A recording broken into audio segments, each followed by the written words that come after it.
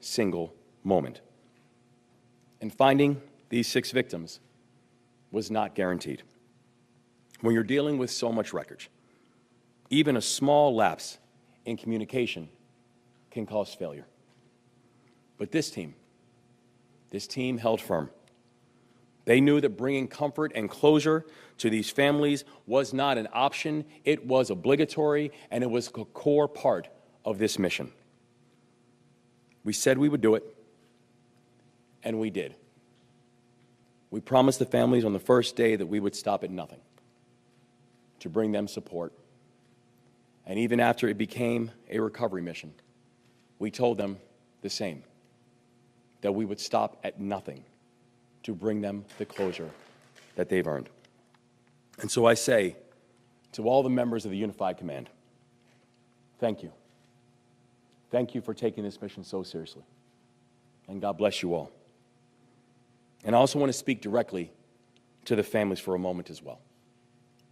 To the loved ones of Alejandro Hernandez Fuentes, Jose Lopez, Dorlean Castillo Cabrera, Menor Yasir Suazo Sandoval, Carlos Daniel Hernandez Estrella, and Miguel Angel Luna Gonzalez.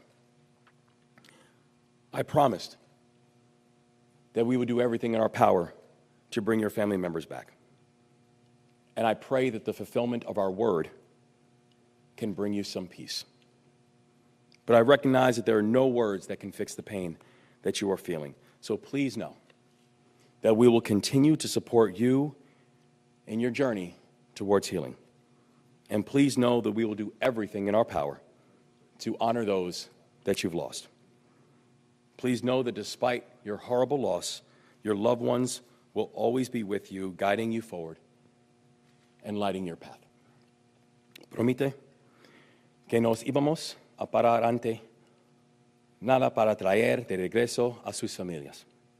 Y rezo para que el cumplimiento de nuestra promesa les traiga algo de paz. Pero sé que no hay palabras que pueden aliviar el dolor que sienten en este momento. Por favor, tengan en cuenta que vamos a hacer todo lo que está a nuestro alcance para honrar a las almas que hemos perdido.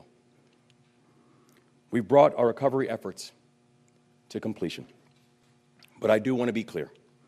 We will continue to provide support and comfort to these families. And this is a commitment that will not waver. Now, second, on clearing the federal channel and fully opening vessel traffic to the port. We remain on track to fully reopen the full 50-foot channel, and this evening at 5 p.m., weather permitting, Unified Command will deploy the use of precision cutting to clear the wreckage on top of the Dali. We discussed these precision cuts during our last press conference, and the strategy we will use on the Key Bridge wreckage was used to remove and replace the Harry Nice Bridge in Charles County. So there is precedent, and this is a best practice. I've said it before, and I will say it again, that safety in this operation is our top priority. We've gotten to this point without a single injury. We plan on continuing this mission without a single injury. That is the standard that we have going forward. The use of precision cuts will help us to preserve our strong safety record on this mission, and I want to remind everybody just how complicated this mission is.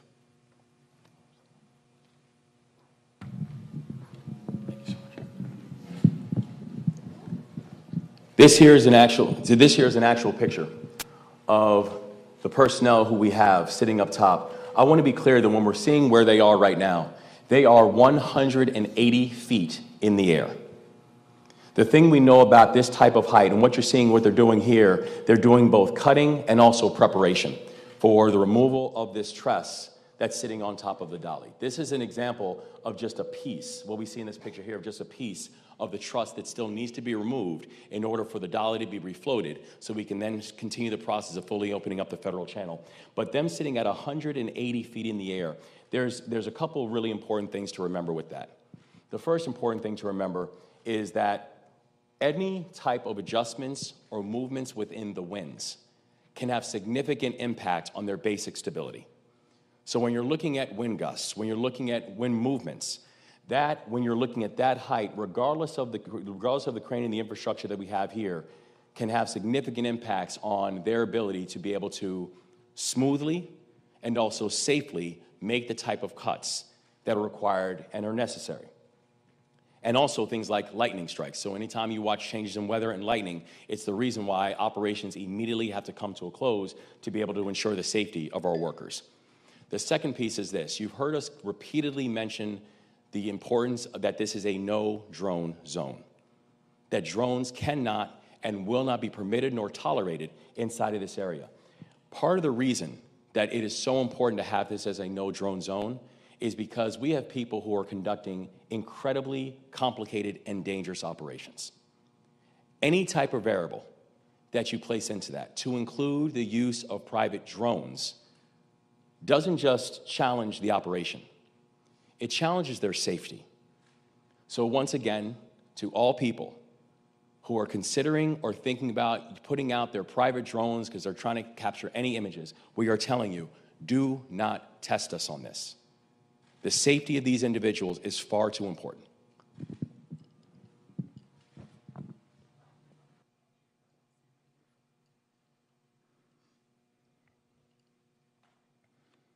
And we're now very close to fully clearing the channel, and we're already getting large ships in and out of the port of Baltimore. And over the next week, we are expecting about 30 vessels and barges at the port's public and private terminals. Those vessels will include container ships, roll-on, roll-off ships carrying farm machinery and new cars, bulk ships carrying sugars, metals, and oil.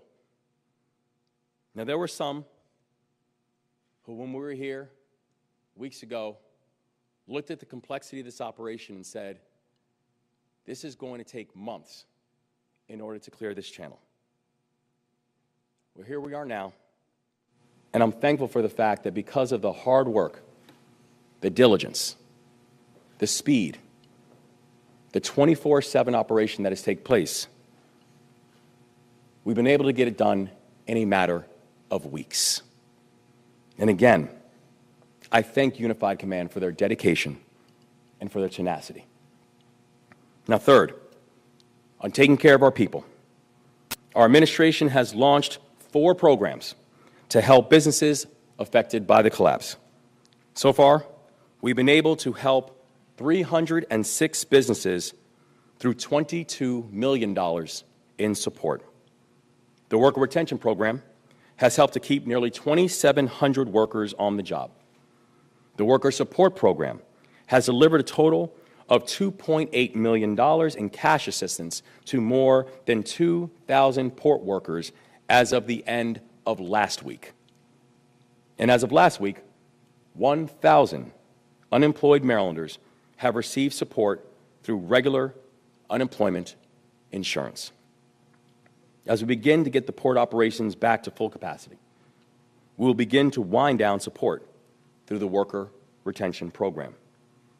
And I want Marylanders to know that we will only accept applications through this Friday, May 17th. Businesses that still need support for payroll or operations can continue to access programs at the Department of Commerce and the Department of Housing and Community Development. And individuals who regularly work at the port are still able to apply for the Worker Support Program and unemployment insurance. So I encourage all Marylanders to visit response.maryland.gov/bridge to learn more about these programs, to make sure you're applying, and also other operations and other supports that we have in place. From day one, we've been guided by a very simple principle. Mission first, people always. And that has not changed. Now, fourth, on rebuilding the Francis Scott Key Bridge. In order to rebuild this bridge, we need the support of the U.S. Congress. And to date, we personally met with, spoken with, and had coordination with nearly 100 members of Congress. Last week, our team has had another meeting with Secretary Pete Buttigieg and the Director of Management and Budget, Shalonda Young. On May 2nd, we welcomed Republican Chairman Tom Cole and also Chair Womack and members of the House and Senate Appropriations Committee to the City of Baltimore. Unified Command, when that happened, took us out on a Coast Guard cutter to see the wreckage, and I was able to speak directly with members of the committee on both sides of the aisle.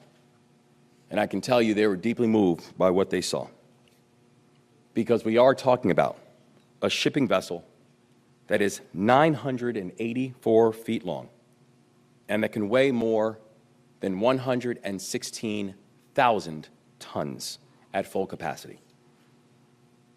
For all sports fans, I'll put it to you this way. That's the length of 3 football fields. That is the weight of Camden Yards at full capacity. That's what's sitting in the middle of the Patapsco River. Members of the House Committee got to see that ship and the Key Bridge that's sitting on top of it. And I explained to them that every time we go out there, it's something you never get used to seeing.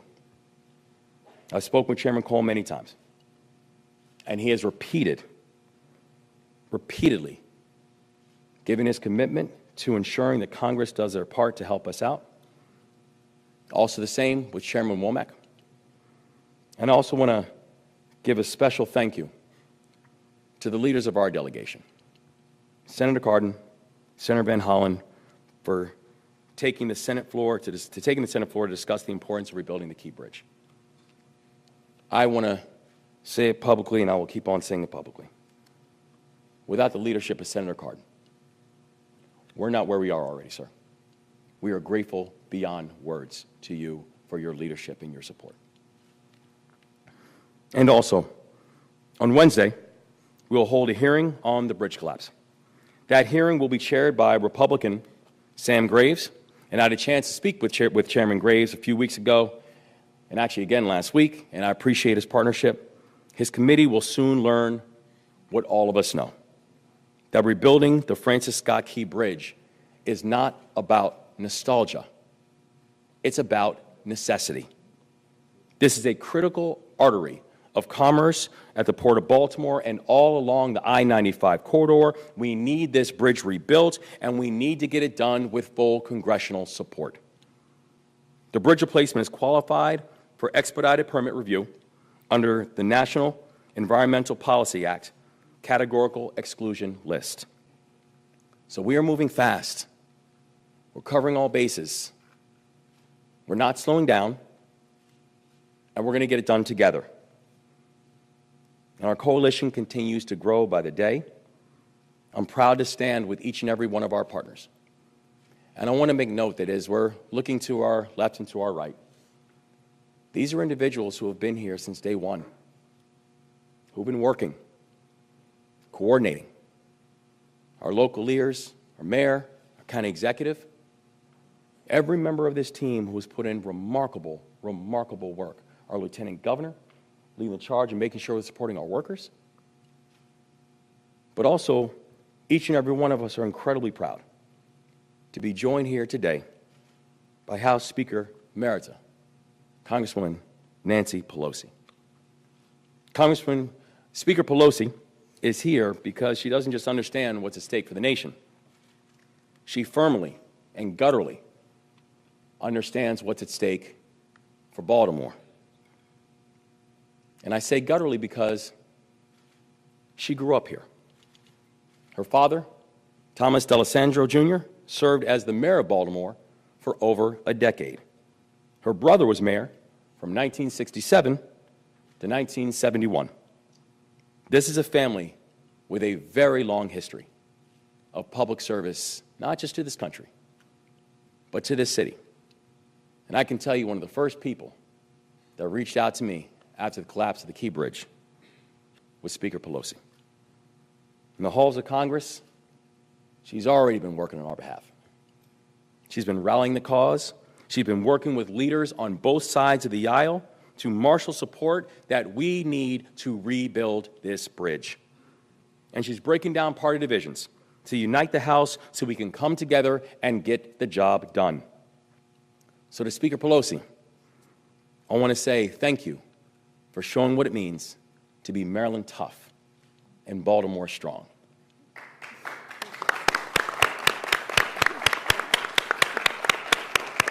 So in a second, I'm going to turn it over to Speaker Pelosi, and we're also joined by the following speakers: Admiral Gilreath, representing Unified Command; Senator Ben Cardin; Baltimore Mayor Brandon Scott; Baltimore County Executive Johnny O. And I want to thank all of our partners here for their support and their tireless leadership. Now, I'll turn it over to Speaker Emerita Nancy Pelosi. Thank you very much, Governor. Thank you, Governor. Thank you very much, Governor, for your warm welcome, for the invitation to be here today in Baltimore, my Baltimore. I'm happy to be here with family members, Nikki D'Alessandro and Skylar, my nephew and grandniece. And again, thank you for acknowledging my father and brother and their years of service to Baltimore. What we are hearing here today is something very special for America. When this bridge was put in jeopardy, the governor has given us a path on how we come back, starting with the families. I want the families to know that I bring with me the condolences of the Congress of the United States, already conveyed by the distinguished Maryland delegation. But you are in our thoughts, our hearts, and our prayers, and will be for a long time. And I hope you'll tell your children the heroes that their dads, uncles, relatives are to all of us in all of this. And I'm glad that I join of the governor in saluting Unified Command, the first responders who made closure possible by their discovery and their relentlessness until that job was done. Thank you, Governor, for leading with the families. Secondly, in terms of opening up the path to ships and all, well, I just came back from New Orleans, where I was, and reviewed with some of the folks there what we did after Katrina, because some of it was new. It was new. And what we learned in Katrina is to listen to the locals, and that is what I'm here today to further do. We have observed the leadership. The governor has demonstrated a capacity that is boundless in terms of absorbing new information in a new situation, having the judgment to make a call on different paths to go. And this is remarkable because there's so much emotion involved when there's loss of life and loss of livelihood for so many people. So, Governor, thank you. Thank you so much for showing the way. And as you acknowledged, Ben Cardin and Chris Van Hollen in the Senate, our congressional delegation, House congressional delegation, just relentless on the floor of the House. This is Kwasi Mfume's district. He's the chairman of the Morgan State University, so he's at the college today, and I'll join him later. But his concern is boundless also and endless in this regard. And Sarbanes, Congressman Sarbanes will be joining us on the tour, but all of the members have been there. And I thank you especially for acknowledging Ben Cardin, because in the House, I served with him in the House, in the Senate, he has been a leader, not only for Baltimore and Maryland, but for the country as well. Thank you, Ben Cardin. But learning also from your lieutenant governor, who, and by dint of her education and engineering and all of that, and her work in the state legislature, is a valuable resource in all of this arena. Lieutenant Governor Miller. Brandon Scott has been about equity and fairness on how we address challenges that we have. Of course, Johnny O, where you go? Johnny O has been about community and working families and the rest. So seeing the solutions through those eyes, very important to us, because our president will always ask the question, Joe Biden, because he's been essential in so much of what we need to be done. And he will always ask the question, what does this mean to the workers? What does it mean to working families? Johnny O and the mayor have been, that's what they have been about, and they bring those values along with the governor and the lieutenant governor to all of this. As the governor pointed out, the danger in the repair and the rest, let us salute our friends in labor who are doing so much of that. I'm always in awe of them. I see it firsthand at the Golden Gate Bridge. I see here now in repair and the rest. Let us thank them for what they do. And Secretary Whitfield, thank you for bringing all of your leadership to bear on this specific in transportation. And speaking of transportation, I know you mentioned the hearing that is coming up. We're very proud of Rick Larson, the Democratic ranking member on that committee, as well as thank you for acknowledging the Appropriations Committee. I'm an appropriator, so I love when that's recognized, but I also want to acknowledge Rosa DeLauro and Patty Murray, two women heads of the Appropriations Committee. Barbara Mikulski was one of the first women to head up the, another Maryland connection in terms of what comes next, finding the money for all of this.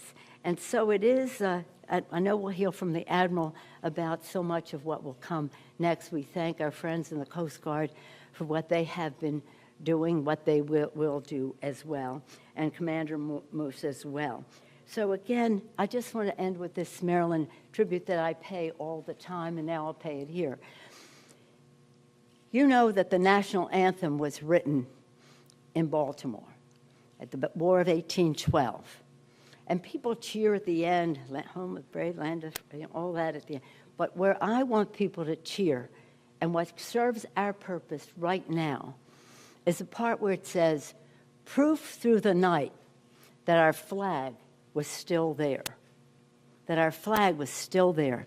Through these challenges and difficulties, we want to prove through the night that our flag was still there, and as we pledge, with liberty and justice for all, with liberty and justice for all. So that's Maryland, it's Baltimore strong, it's just stay here, and again, to the state of Maryland and the great leadership of the governor.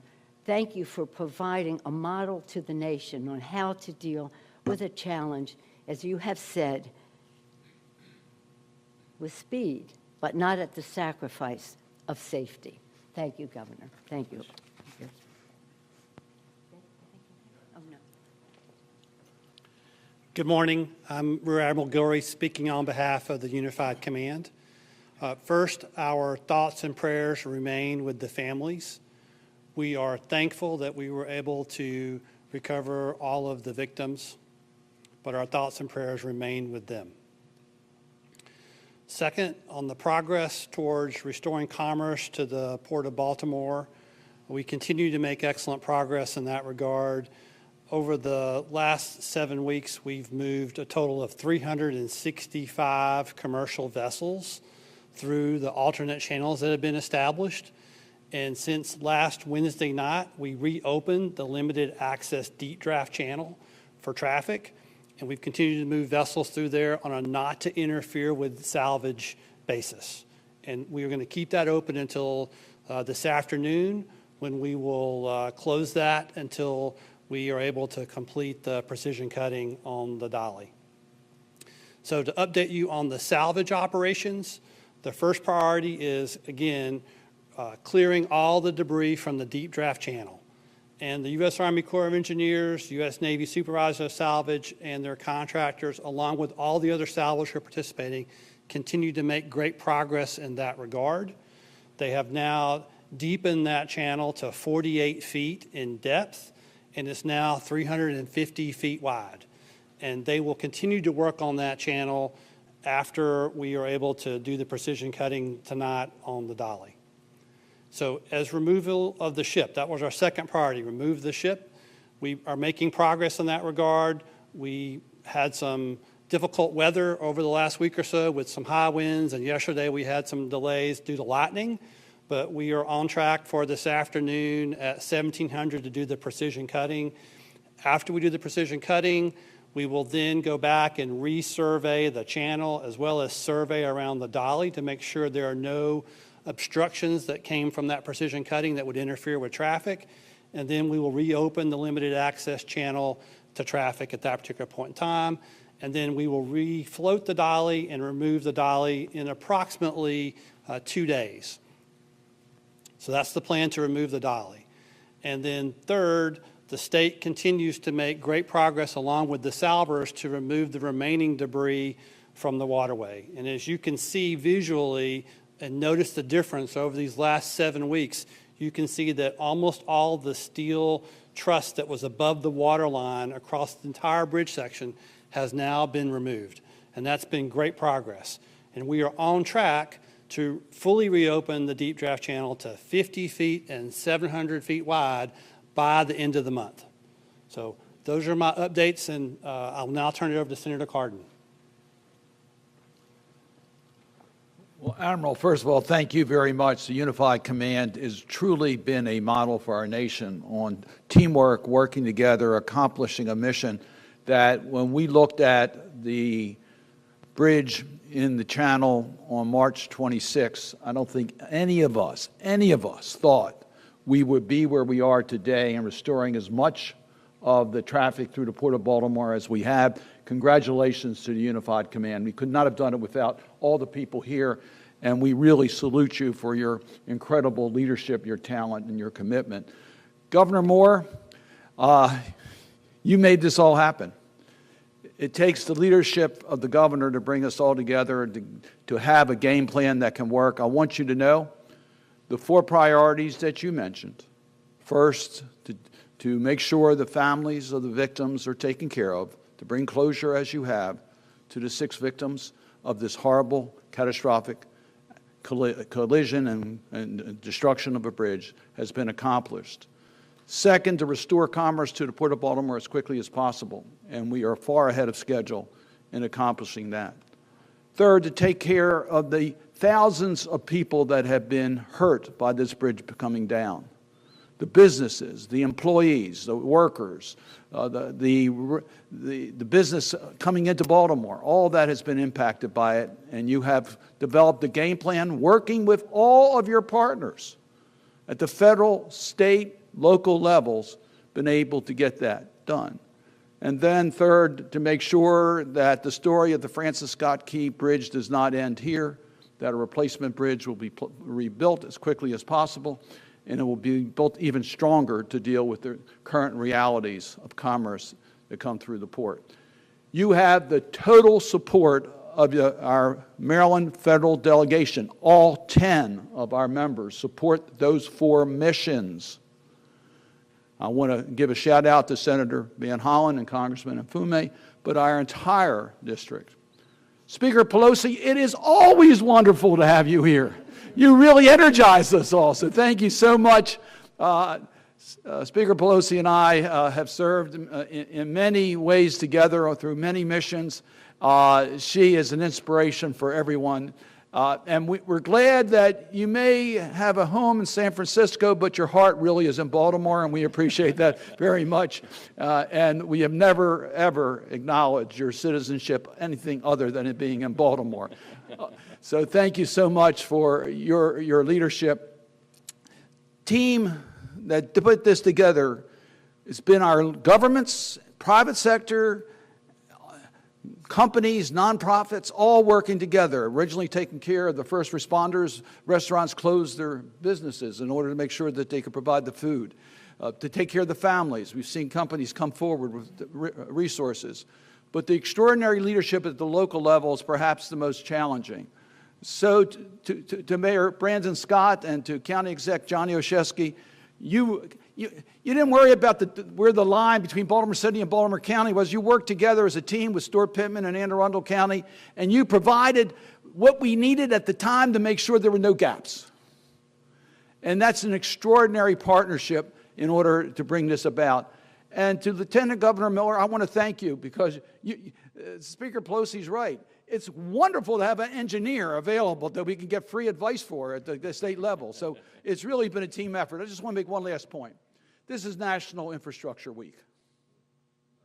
And we would not be in the position today, Governor, to get the funds we need to replace the bridge if it were not for the leadership of President Biden and Speaker Pelosi in getting that infrastructure bill to the finish line that puts enough money in the federal checking account so we can deal with major infrastructure in this country. Because you see, the replacement of the Francis Scott Key Bridge will be one of the largest infrastructure transportation programs in America. It's going to require a considerable amount of resources. We are going to receive the money from the Emergency Relief Fund. We'll get the money. But there are other projects in the nation that need funds. And if we didn't have the replenishments that came through the infrastructure bill, Madam Speaker, we would never be in the position we are today to give the confidence that we'll be able to get the money necessary for the bridge.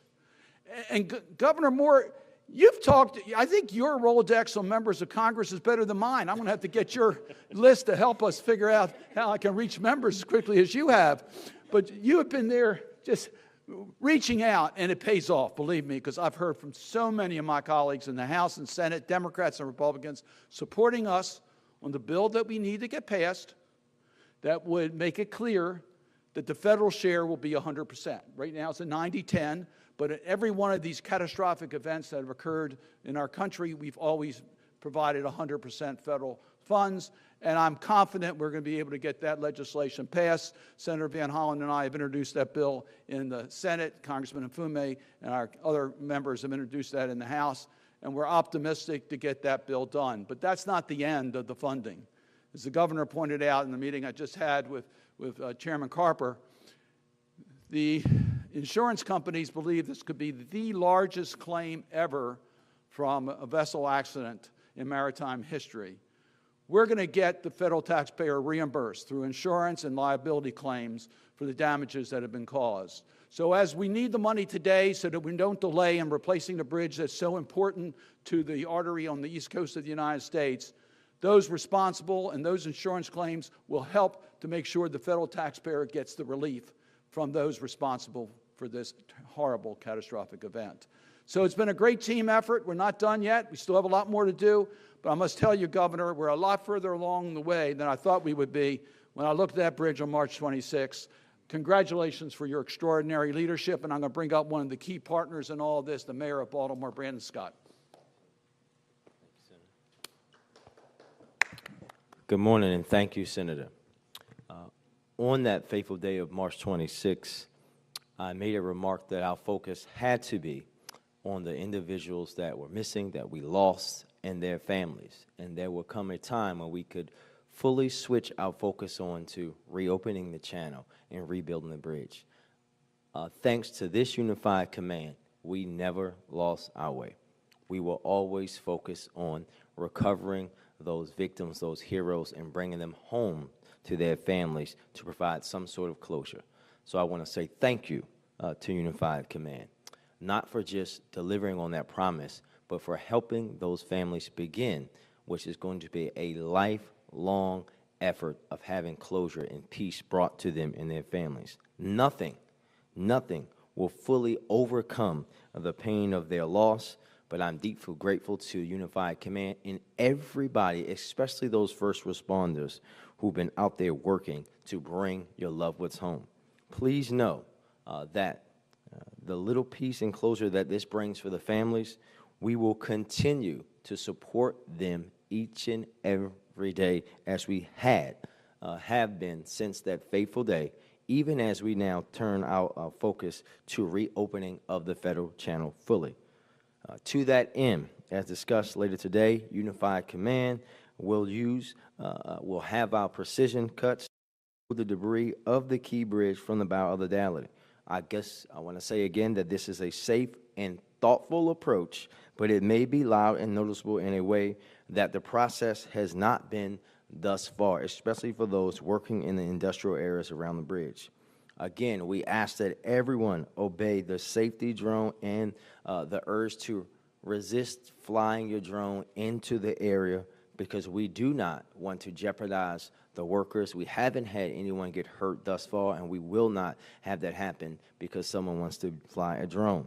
The work here, as you've heard, has been remarkable. None of us that fateful day thought we would be thus far, so far, as quickly as we are.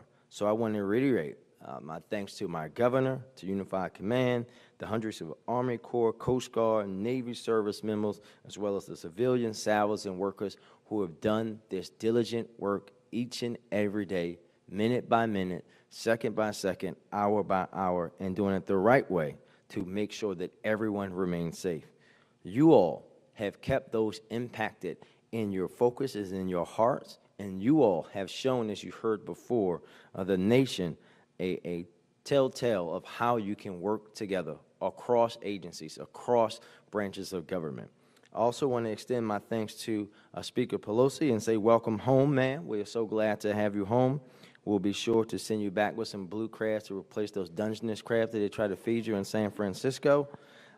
We know how formidable you are, but we want to say thank you for always showing up for Baltimore and working as the extra member of the Maryland congressional delegation, of which we know we have the best in the country, led by Senator Cardin, Senator Van Hollen, and of course our wonderful Congressman Kwasi Mfume. Thank you, Mr. Senator, for leading our delegation and showing the rest of the country how you're supposed to show up for your state and for your city. And with that, I will turn it over to my partner and Senator. This is a little easy for the county executive and I. This is how we work every day. We make these efforts on things starting when I came to office on simple as snow removal, where we ended the practice of just picking up the plow at the line and said, no, we're going to go over and make sure that we work together in deep ways and deep partnerships. So when you have something like this, it's muscle memory for us to work because we are one Baltimore, one region, and we'll be stronger together. And with that, I will turn it over to my partner, County Executive Olszewski.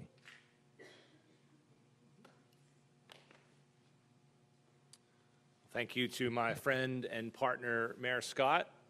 He's right. We are all one Baltimore, and that's been the case since day one when we started our work together. So, Mayor, thank you for your partnership. It truly makes a difference, particularly in moments of great challenge. And to Baltimore's favorite daughter, Speaker Pelosi, thank you for always keeping Baltimore in your heart and for always coming back, for always showing up, and for being that extraordinary bonus member of our federal delegation, as the mayor referenced. We are lucky to count you as a friend, as a partner, and thanks for being part of an extended part of the delegation family led by Senator Cardin, who has done an outstanding job, as the governor has said, in this moment, along with Congressman Mfume, Senator Van Hollen, and the rest of our team. I'll again just extend my thoughts and prayers to the impacted families, those who lost loved ones. We are so grateful that we have an outstanding team who've been able to recover our victims in this moment.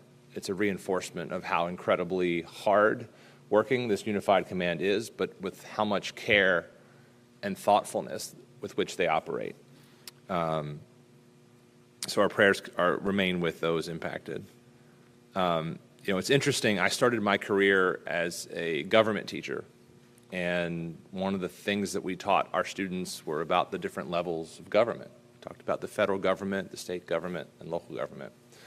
And it's not until moments like this you understand just how important each of those pieces are. And so when you see our national government, our Congress, step forward in a moment of crisis to help bridge the gap and fill the need to rebuild our bridge, when you see our state and local government stepping forward to meet the needs of the impacted port workers and truck drivers and small businesses, when you see all levels of government coalescing around opening up the shipping channel, it's just a reminder of how important our system is, and it's an example of what works best.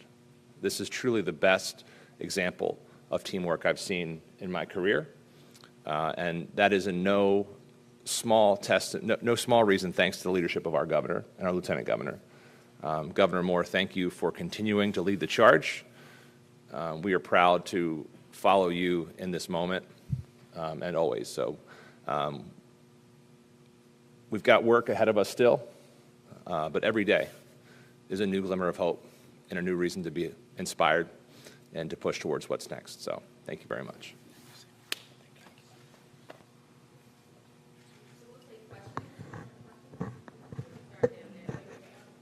Probably for the Rear Admiral. Thank you. So as for the safety of the crew on board the Dolly, can you just talk about what you're doing to protect them, and also what went into the decision to keep them on board the ship as part of the process today? Yeah, so safety is at the forefront of everything that we do. So the crew members themselves will be aft on the ship below decks. There's multiple containers and the decks between them and where the precision cutting will occur. We also have some fire teams set up in case that it's not expected to have a fire, but we've got some fire teams set up in case there was some sort of fire that got started as a result of that. And we're going to have a water curtain on the front of the vessel in between that and where the precision cuts are going to take place as well to prevent that. So we've taken into account the safety of those crew members at the very beginning, and that's what we're doing. Second part of the question, why are they staying on board? Why aren't they getting off board? They're staying on board because they're part of the ship. They are necessary to keep the ship safe and operational. If something were to happen, they are in the best place to actually fight a fire on board the ship because they're familiar with it. They're familiar with all of their safety equipment. They are the best responders on board the ship themselves. Thank you. Next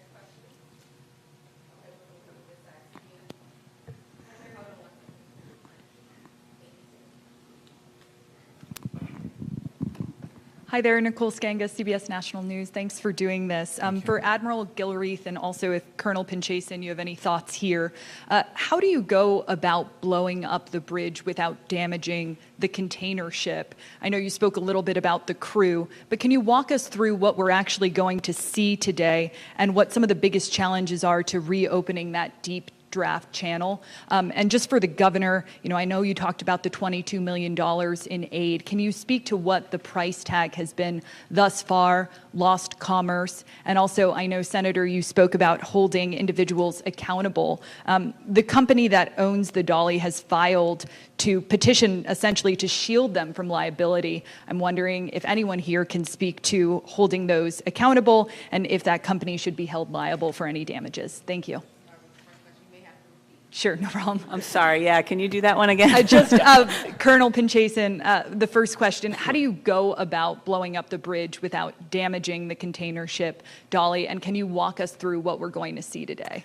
So don't take this as an insult. When you say blowing up the bridge, that in of itself is a misconception. I know the term might have been used, explosive cutting. We're calling it precision cutting to help set expectations. It's not what you envision in Hollywood, a big fireball. When we say precision cutting, it is exactly that. These are very small linear charges that are placed into cuts that were made, as the governor showed, and it is going to allow for the pressure from those cuts to literally separate the metal and cut through the steel. It's going to be more like puffs of smoke that you might have seen with the Harry Nice Bridge, and the design this plan was designed by engineers to achieve these cuts simultaneously, all at the same time. It's actually the safest and most efficient way to achieve this number of cuts and then have that wreckage fall out and away from the vessel. Did that answer your question? It did. Okay. And Admiral, if you can just add some of the largest barriers ahead to actually clearing that deep channel. I can. Or if you want to speak to it, Colonel. So once the wreckage falls into the channel, we will have the vessel refloated, and then you're talking about the wreckage that stays behind. So our salvers are already have the equipment pre-positioned and rigged, ready to come in and remove wreckage, just as we have over the last 7 weeks. They're going to have to either lift it with the grabber, or they'll be removing it after cutting it down some more.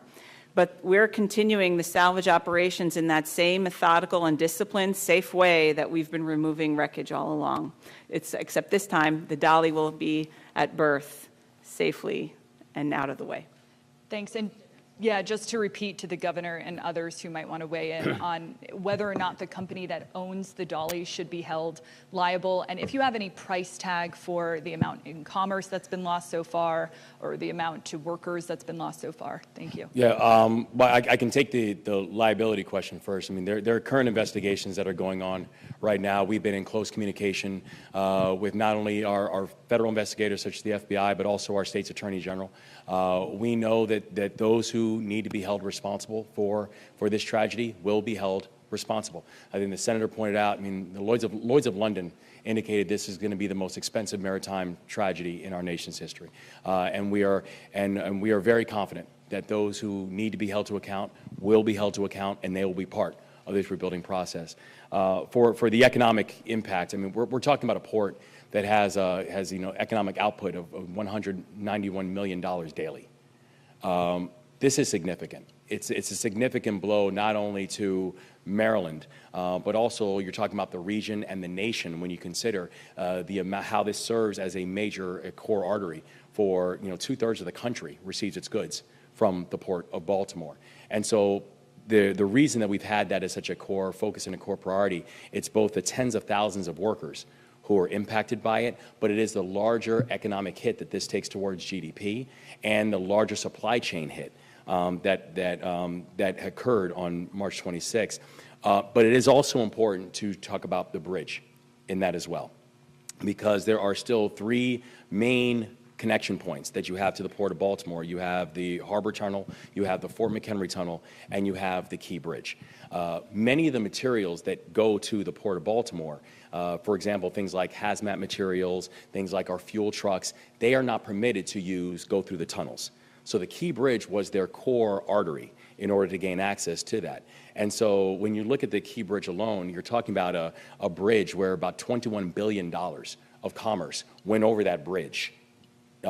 And so it is significant. And so part of the reason why we talk about you can't just focus on a reopening of the port without also talking about the bridge is because the bridge is a core artery to making sure you have a fully functional and an economically viable Port of Baltimore. Thank you. We're going to go to the next question. Scott Broom. Hi, Governor Scott Broom, WUSA 9 in Washington. Forgive me for harping on this theme because it's one disaster at a time or one thing at a time, but in Maryland, there's a lot of talk about the Chesapeake Bay Bridge, which is actually the Preston Lane Bridge.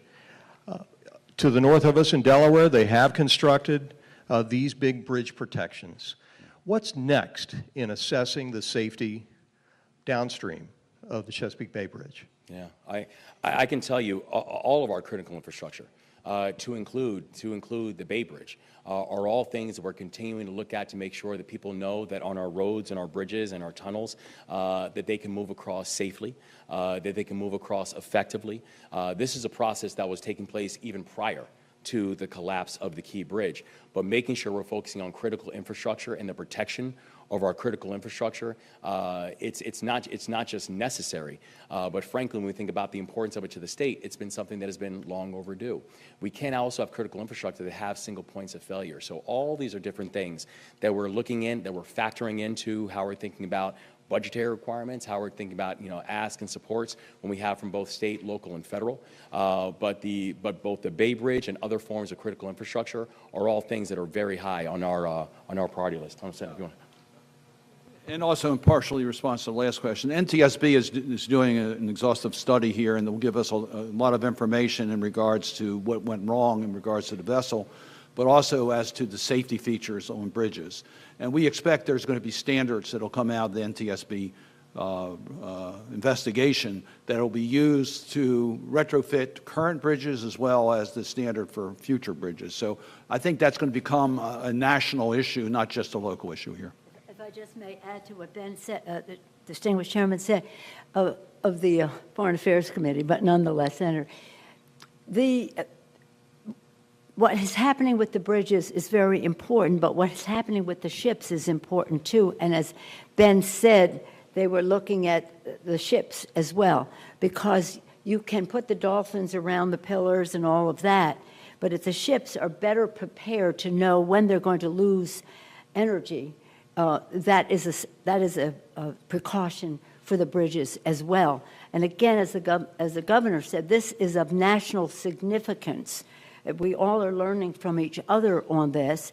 And as the governor also said, if you're a restaurateur in Tennessee or you're a car dealer in Ohio, this bridge is important to you in terms of the supply chain. So again, we have, Maryland proud, Baltimore strong, but nationally significant. Kim Dacey with WBAL. Senator Cardin, you said you were confident that the funding bill would be passed through Congress. What happens if it isn't? Where is the funding going to come from? There are two questions to that. The funding comes through the Emergency Relief Fund, which is appropriated annually. There's liabilities that they'll have to assume that far exceed the dollars that are in the fund. Congress appropriates money on a regular basis to the Emergency Relief Fund. So we're not too concerned as to the total dollars that we'll be able to get. It should come in the normal course. If the administration seeks supplemental funding for the Emergency Relief Fund, we will certainly be supportive of those efforts to put more money into the account. What we need passed now is the authorization that it will be at 100% rather than 90%. We need that done sooner rather than later because we want to get this bridge moving as quickly as possible. So that's why we're asking to have a procedure so we can get that passed as quickly as possible. We So think the we initial can. funding would come from that emergency fund you were referencing? Correct. Thank you. I'm going to take one last question. Hey, I had a quick question about vessel traffic. Out of those, I think I heard 365 commercial vessels have passed through in the past couple of weeks. Could we get an idea of what that traffic looked like and what kind of vessels were passing through, and if any of them were some of these vessels that have been stranded in the port? And also just wanted to get a sense of when the crew might be able to leave the Dolly. Good morning. My name is Captain Dave O'Connell. I'm the captain of the port here in Baltimore. So roughly out of those 365 vessels, about 30 of them have been deep draft vessels. So that would be container ships, roll-on, roll-off ships. I would say significantly this morning we moved in 3 ships. So there's a combination container roll-on, roll-off ship that came in this morning. A paper ship came in this morning, and a container ship came in this morning. All the vessels that were stranded in port at the initial on the 26th have all flowed out, with the exception of one that had some mechanical issues that were fixed, and that flowed out this morning. And that was a coal ship, one of the deepest draft ships that we have. That was a draft of 47 feet.